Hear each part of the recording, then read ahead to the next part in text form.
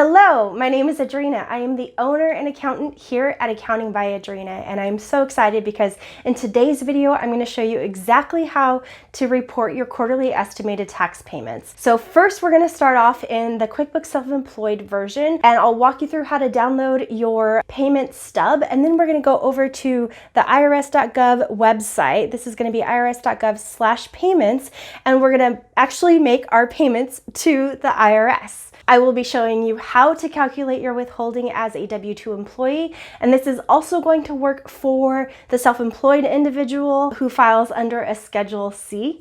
And I'm just going to show you the ins and outs of the IRS website, what button to click next, and where to go, where it takes you. I'm going to walk you through all of that, so that way you can reference this video in the future as you are making your quarterly estimated tax payments. You can essentially have this video on in the background while you are making your quarterly estimated tax payments. And don't hesitate to drop your questions below so I can see them and respond to them and clarify any kind of concerns or confusion that you may have. And maybe I can also expand on your questions in a future video. So I'm so excited to share this with you today, and let's get started. All right, friends, first off, I wanted to show you the link that I shared with you below. This is the estimated tax payment YouTube website. So you can always come here and reference this particular video as well when you're looking to file your estimated tax payments. And let's look at the QuickBooks Self-Employed version. So I know some of you have this QuickBooks Self-Employed version. I'm going to show you how to report estimated taxes based off of this version. Now, I am using a QuickBooks test drive, and I'll share this link with you guys as well if you wanted to look at the different types of versions of QuickBooks there are. So there's a QuickBooks online test drive here, and then this is the link that I'm using, the QuickBooks Self-Employed test drive. But I'll share this link with you as well. So in the QuickBooks Self-Employed version, once you have cleared all of the transactions in the Transactions tab here, for example, none of this is, anymore kind of like categorize this. It's all categorized already. This is when you've gone through and checked all of these transactions with your bank statement. So you want to make sure that you clear all those transactions first before going over to the Taxes tab. Now, there's two ways to get there when you are reporting your estimated tax payments. So there's the Taxes tab over here, and then up here there's also kind of like a short quick link for you as well. But I do want to mention, so you just want to make sure that you're on the right tax year and that you're on the right tab. So they do have one for annual, and then they have one for quarterly. So you want to make sure you're in tax year 2020 and under the quarterly tab. So once everything is double checked, so you've looked at all of the reports and everything, you've pulled all the reports, you've verified all the information, the Transactions tab is good, you can actually click on Pay Now right here. It's going to open up a different screen, and so you will say like, okay, so I'm going to pay by mail or I'm going to pay online, and this is kind of like a quick view of what you owe. So this is going to tell you how much to pay for your third quarter estimated tax payment. So there is the amount there, and then what you could do is print this out and pay by mail if you wanted to. It will, once you click on continue and verify all the information, it'll give you another screen that pops up that says print now. You can print that, and then it's going to provide you with the instructions that you need in order to mail in your estimated tax payment. However, there is a second option, and then you can upgrade to a tax bundle, and then you can pay online through QuickBooks. There is another way to do this as well, and so I'm going to show you that in just a minute. But I just wanted to show you kind of quickly how to do that on QuickBooks Self-Employed version. Now, if you don't use QuickBooks Self-Employed, or you don't use a system and you just use my spreadsheets, then you want to make sure that you're withholding enough taxes. So I've already shared this link with you here, and this is the IRS's website where you can use the tax withholding estimator, and this is basically going to estimate how much taxes you owe for a certain time period. So I'm going to go ahead and click on this button here.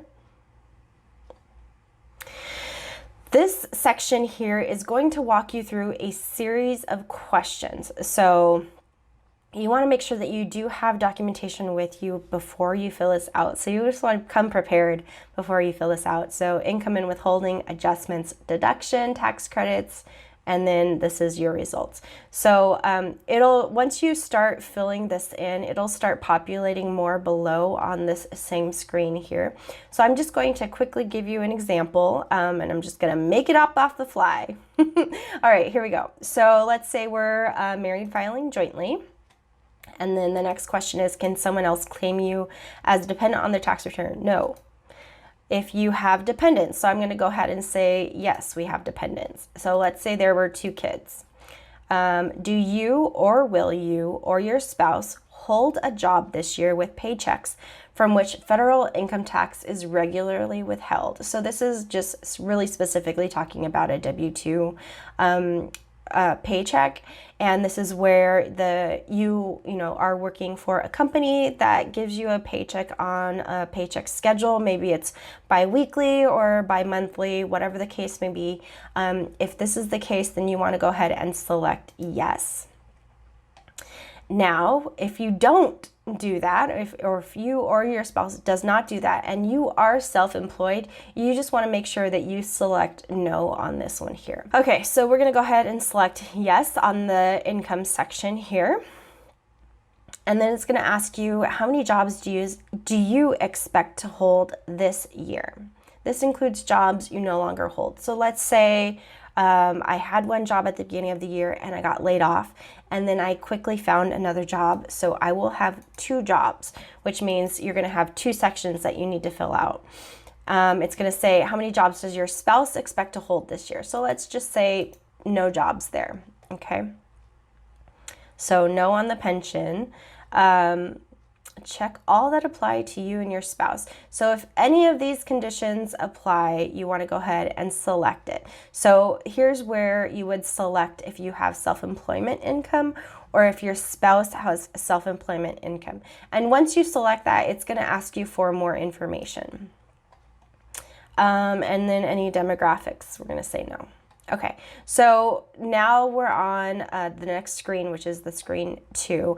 And so you're going to have to give a little more information about kind of like your sources of income and your tax payment. So here's where you want to make sure that you do a net self-employment income. So this is going to be your gross income minus your expenses. And it's only going to be for the time period selected above. So you want to make sure that you're doing this for the right time period. This website actually provides you some information. If you wanted to click on this, it's going to be a web page on the IRS's website that you can find more information for the self-employed individual. So those are kind of like the high-level things that I wanted to show you on this tax withholding estimator. And I wanted to make sure that you were aware that this exists online and that you can use this. I'm really impressed with this website because before the year 2020, actually, they had another withholding estimator that was pretty static, so it wasn't really flexible, and you wouldn't be able to give more kind of options. So it would be really like, do you have W-2? Do you have net self-employment income? And so I'm really glad that they have created this into a robust website that can address different needs of different situations. So I'm really excited about that. And finally, the next website I want to bring your attention to is the irs.gov/payments website. Now, this is where you can actually go in and pay for your quarterly estimated taxes electronically. So this is not using the mail-in form that they provide, but it's making sure that I'm just making sure that you know this exists as well. So if you come here, let's say no. You can select which option you want to do, if you want to pay it directly from your bank account or if you want to use a debit card or credit card. Just know that when you select debit card or credit card, the payment processor who's going to process your payment is actually going to be a third-party processor.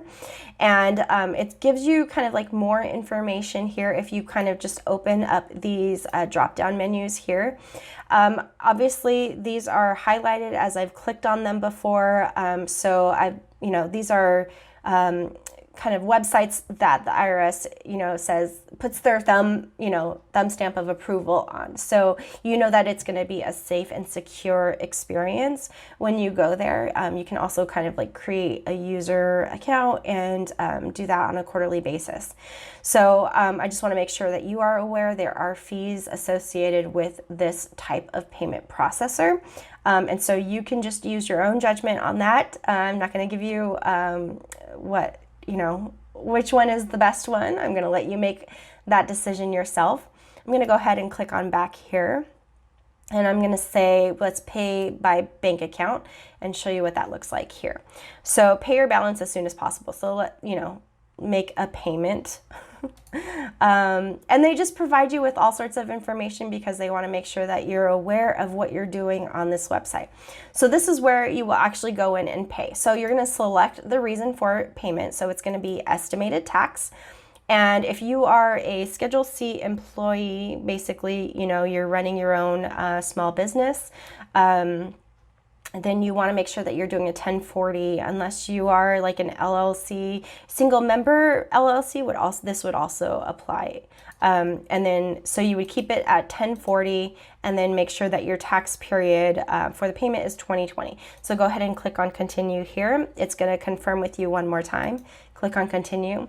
Now, in order for you to kind of use this method of payment, they're going to try to find you. So you want to select the most recent tax year that has been filed. So if you've already filed your 2019 tax return, then go ahead and select 2019 and then select your filing status. So let's do that. You would type in your first name, your last name. You would confirm your last name.